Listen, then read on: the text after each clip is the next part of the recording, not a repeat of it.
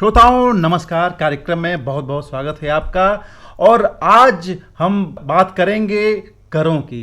जी हाँ, और आज का कार्यक्रम बेहद खास होने वाला है क्योंकि कर पे बात करने के लिए, टैक्स प्रणाली जो है उस पर बात करने के लिए हमारे कार्यक्रम में बहुत ही खास मेहमान हैं।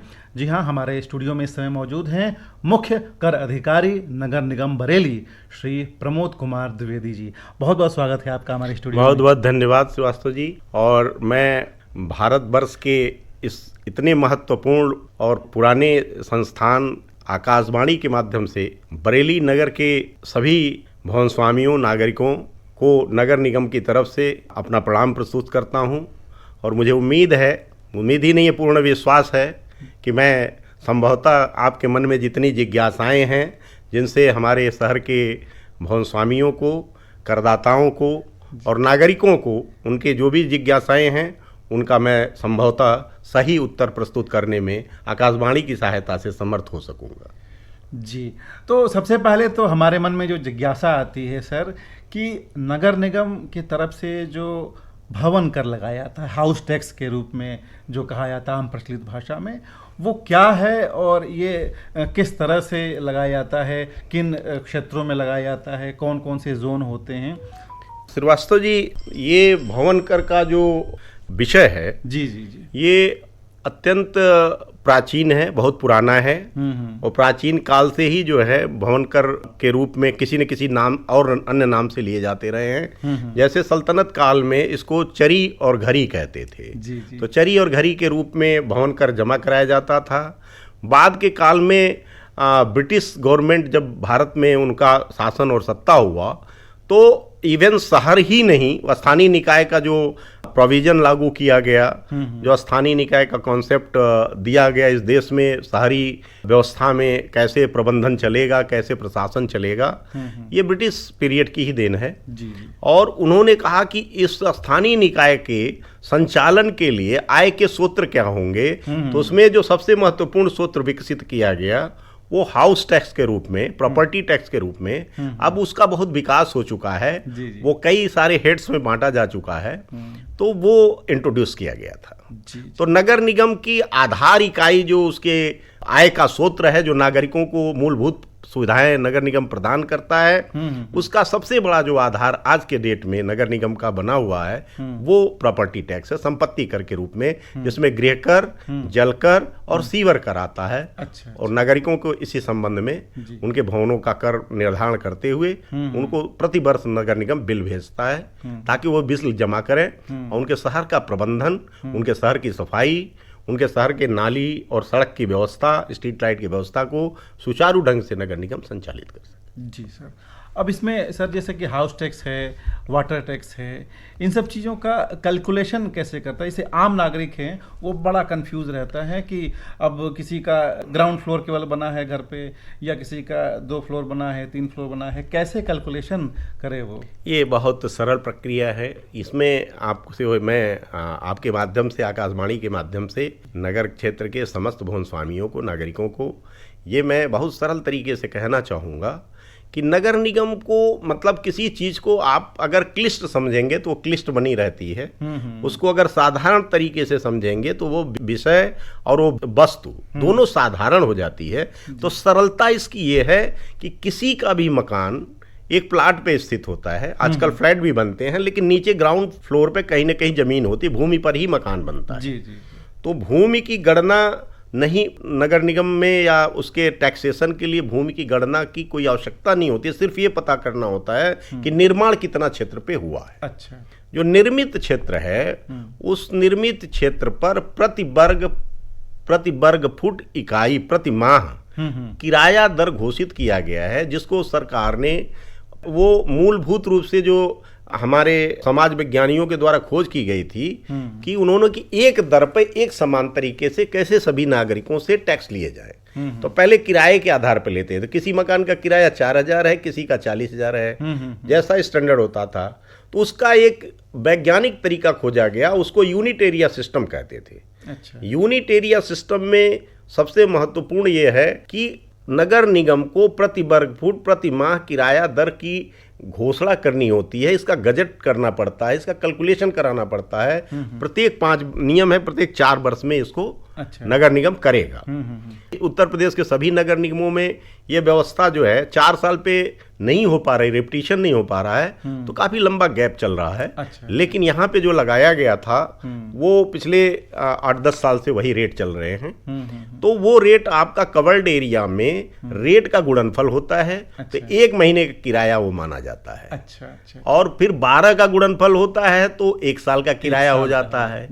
और हाउस टैक्स उसके बाद जो है उस पे जो वार्षिक मूल्यांकन आता है उस पर 20% छोड़ देते हैं। ये मानते हैं 20% इसलिए छोड़ते हैं कि उसमें हर मकान में सीढ़ी होगी, कहीं बरामदा होगा, गैलरी होगी, तो ये उसको 20% मान के वैज्ञानिक तरीके से घटा दिया जाता है। कुल 80% कवर्ड एरिया को कारपेट एरिया घोषित किया जाता है। और उस कारपेट एरिया पे आपको हर स्थानीय निकाय में, हर नगर पालिका नगर निगम में टैक्स की दरें तय हैं। कितने टैक्स ले सकते हैं, जैसे उसका हेड वाइज है। हाउस टैक्स 10% और वाटर टैक्स 10% और सीवर टैक्स कहीं 2% है, कहीं 3% है, कहीं 4%। लेकिन वार्षिक मूल्यांकन पे सरकार ने सुनिश्चित किया हुआ है 21% से कम और 32% से ज्यादा कोई टैक्स नहीं लिया जा सकता। ये अच्छा है। और आपने बताया कि कवर्ड एरिया में 80% ही 80% लेते हैं तो कारपेट एरिया वो कहा जाता है। और टैक्स जो है कारपेट एरिया, और कारपेट एरिया की भी परिभाषा है जो मुझे किसी बहुत विद्वान इंजीनियर ने बताई थी। और वो परिभाषा है कि where carpet can be staged, जहां कारपेट बिछाया जा सकता हो वो एरिया किसी मकान का कारपेट एरिया होता है। तो कारपेट एरिया पे ही टैक्स लगता है। हाँ, बिल्कुल, ना कि आवासीय कवर एरिया पे नहीं लगता। ये अब इन्होंने क्या किया कि अब हमारे शासन ने उसको डिवाइड कर दिया, अधिनियम में व्यवस्था बना दिया कि जो भवन रहने के उपयोग के लिए हैं उसमें नागरिकों को मैक्सिमम सुविधाएं और छूट दी जाए। लेकिन जो भवन आय के स्रोत हैं, जिन भवनों में बिजनेस किया जाता है, व्यापार किया जाता है, जैसे शोरूम है, हॉस्पिटल है, क्लिनिक है, या दुकान है, या उसमें गोदाम है, या परपजली वो मतलब उससे आय का स्रोत बनाया जाता है, तो ऐसे भवनों से जो टैक्स लिया जाता है वो कवर्ड एरिया पे लिया जाता है। वो कारपेट एरिया पे नहीं लिया जा सकता। मतलब कि जो रेजिडेंशियल है उस पे कारपेट एरिया, और जो कमर्शियल है उस पर कवर्ड एरिया पर टैक्स लिया जाता है। तो अब इसमें ये बात आती है कि कौन से एरियाज को कमर्शियल कहा जाएगा, मतलब उसके अंडर आप कैलकुलेट करेंगे, और कौन सा रेजिडेंशियल? इस पे बहुत जिच हुई है, कई बार हाई कोर्ट में रीट हुई है। और बहुत सारी चीजें स्पष्ट नहीं होती, तो नागरिकों में एक भ्रम की स्थिति, भवन स्वामियों को टैक्स भरने में बहुत सारी असुविधाएं होती थी। उसको सरकार ने अधिनियम में व्यवस्था करके अधिनियम में फिर से नया प्रोविजन किया गया और बड़ा स्पष्ट कर दिया है। उन्होंने कोई कमर्शियल कोई रेजिडेंशियल नहीं किया। उन्होंने कहा एक कैटेगरी आवासी, दूसरी अनावासी। तो आवासीय वो भवन है जिसमें कोई फैमिली रहती है, चूल्हा चौका जलता है, बाल बच्चे पलते हैं, बढ़ते हैं, मतलब विशुद्ध रूप से वो घर जो है मानव के, परिवार के, समाज के रहने के लिए उपयोग में है। उस घर हो मकान ना हो, घर हो मकान ना हो। और जो दूसरी कैटेगरी अनावासी है उसमें बाकी सबको रख दिया। मतलब अगर कोई विद्यालय चलता है, कोई प्राइवेट चला रहा हो, सरकारी चला रहा हो, किराए पे दिया हो, कोई दुकान चल रही हो, किसी प्रकार का कोई व्यवसाय हो रहा हो, कोई गोष्ठी के लिए, जैसे लोग ऑडिटोरियम बनवा ले रहे हैं आजकल, लाइब्रेरी बनवा रहे हैं, स्टूडेंट्स के लिए लाइब्रेरी बनवा लेते हैं। तो जितने प्रकार के अदर्स हैं अब उसमें भी डिवीजन हो गया कि हॉस्पिटल तो जन कल्याणकारी व्यवस्था है ना, चाहे जिसका भी सरकारी हो प्राइवेट हो, जन कल्याण के निमित्त ही है वो। बिल्कुल। तो और सरकारी संस्थाओं में जैसे विद्यालय है, फिर बारात, आजकल बारात घरों का प्रचलन बहुत ज्यादा है। सारी शादियां बारात घरों से निपटती हैं, पहले अपने घर पे होती थी और आजकल शादियां बारात घर से निपटाई जाती हैं। और इसी प्रकार के और बहुत सारे व्यवसाय हैं। तो उनके लिए मॉल हैं, बड़े बड़े मॉल खुले हैं, जैसे अपने शहर में भी एक बहुत प्रतिष्ठित मॉल है। तो ये जो है उनका उद्देश्य ये है कि इनके साथ किसी प्रकार का अन्याय न हो, उसके लिए फैक्टर बना दिया गया। अच्छा अच्छा। उसको गुणक कहते हैं। अच्छा। जैसे कि दुकान पे, तो दुकान का कई स्वरूप है। दुकान पे उन्होंने कहा कि आवासीय कर का उतने भाग में जितना आवासीय कर लगता है उसका 5 गुना। अच्छा अच्छा। 5 गुना लिया जाएगा। और शोरूम से 5 गुना लिया जाएगा। लेकिन हॉस्पिटल से 5 गुना नहीं लेंगे। हॉस्पिटल से 3 गुना लेंगे। अच्छा, वहां क्योंकि लोक कल्याण के कार्य के लिए लगा हुआ है, तो हॉस्पिटल से 3 गुना टैक्स लिया जाएगा। विद्यालय पर आवासीय के बराबर टैक्स लिया जाएगा, अनावासीय होने के बावजूद आवासीय के बराबर टैक्स लिया जाएगा। अच्छा अच्छा। और गृहकर माफ कर दिया। 12th क्लास के 1 क्लास से 12वीं तक के किसी भी विद्यालय पर, चाहे वो सरकारी हो चाहे प्राइवेट हो, गृहकर नहीं लगता है। सिर्फ वाटर टैक्स और सीवर टैक्स देय होता है। मतलब जलकर और सीवर कर देय होता है। और उसका एकमात्र कारण है हाउस टैक्स एक कंपल्सन है। लोग कहते हैं हाउस टैक्स क्यों दें? हाउस टैक्स का क्या मतलब है? हाउस टैक्स इस व्यवस्था को सुनिश्चित करता है कि आप इस शहर के नागरिक हैं, आपका यहाँ का एड्रेस है, आप यहाँ के मतदाता हैं, आपका यहाँ पे आइडेंटिटी है, यहीं से आधार कार्ड आपका बना है, और एक शहरी होने के नाते आपको जितनी प्रकार की सुविधाएं प्राप्त हो रही हैं उसके निमित्त एक न्यूनतम धनराशि आप सरकार में सहभागिता अपनी कर रहे हैं। जी। और लोकतंत्र में तो आप जानते ही हैं, हमारे लोकतंत्र में अभी भी शिक्षा की कमी आज भी है। शिक्षा प्रबल संस्थान खुलने के बावजूद शिक्षित पूरा देश शिक्षित नहीं हो गया नहीं है, बिल्कुल। प्रतिशत हमारा अभी 90 और 95 नहीं पहुंचा है। तो सरकार लोकतंत्र में, लोकतांत्रिक व्यवस्था में लोगों की सरकार लोगों के द्वारा लोगों के लिए, ये चीज स्पष्ट रूप से नगर निगम प्राथमिक इकाई है। यह संदेश जाता है कि आप ही के पैसे से ये सरकार और सारे प्रबंध तंत्र चलते हैं और आप ही के लिए चलते हैं। तो वो घूम फिर के नागरिक के ही पैसे से व्यवस्था का संचालन होता है। और यही हमारे यहाँ इसी उद्देश्य से जो है इसको टैक्सेशन की पूरी प्रणाली चल रही है। जी जी।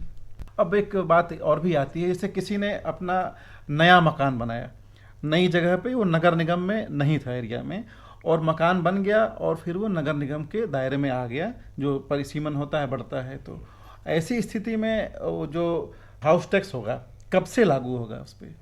अच्छा, इसमें बहुत अच्छी बात आपने पूछी है। नागरिकों के बहुत ही इंटरेस्टिंग जो हमारा सिंक्रोनाइज जो क्षेत्र होता है, जैसे संक्रमणशील क्षेत्र होता है, नगर जहां समाप्त होता है और ग्रामीण एरिया शुरू होता है, तो संक्रमणशील क्षेत्र उसको कहते हैं। वो बढ़ता रहता है, हमेशा बढ़ता रहता है।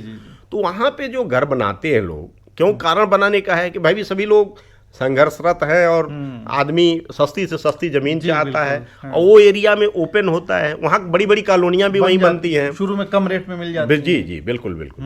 तो वहाँ पे जो है ना, मैं सिर्फ इतना कहना चाहूँगा कि उनके लिए बहुत आसान है। उनकी रजिस्ट्री जमीन की है कि भवन की है, ये इंपॉर्टेंट है। यदि उनकी जमीन की रजिस्ट्री है तो अभी फिलहाल प्लाट एरिया पे यहाँ टैक्स लगाने का कोई प्रोविजन नहीं चल रहा है, हम लोग नहीं कर रहे हैं ऐसा। पुराने हैं तो उनकी बात अलग है, लेकिन अभी नहीं हो रहा है।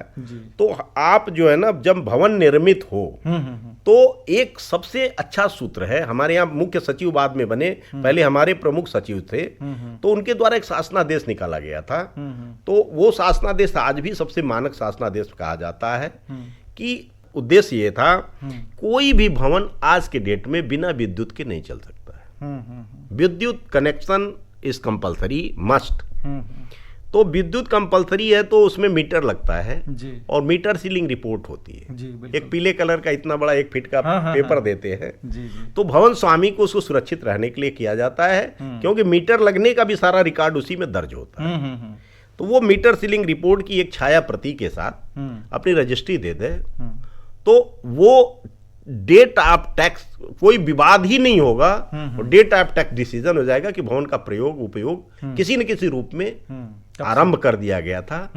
और हो सकता है कि आदमी निर्माण कर रहा हो वहाँ, लेकिन निर्माण का समय तो 6 महीने 5 महीने 8 महीने का होता है। बिल्कुल। तो कोई विवाद उस पर नहीं हो सकता, क्योंकि वो सरकारी दस्तावेज है और सरकार का ये नियम है कि अगर शासनादेश किसी उद्देश्य को लेकर पूरा वो किया जाता है तो वो कार्य उसी अनुसार किया जाए। जी बिल्कुल, हम उम्मीद करते हैं कि तमाम श्रोता जो हैं वो हाउस टैक्स, संपत्ति कर हैं, जल कर है, तमाम जो टैक्सेस की प्रणाली है उससे जो भ्रांतियां हैं उसके संबंध में वो दूर हो गई होंगी। प्रमोद कुमार द्विवेदी जी, आप हमारे स्टूडियो में आए, बहुत बहुत धन्यवाद सर। आपका हौसला अफजाई के लिए भी बहुत बहुत शुक्रिया।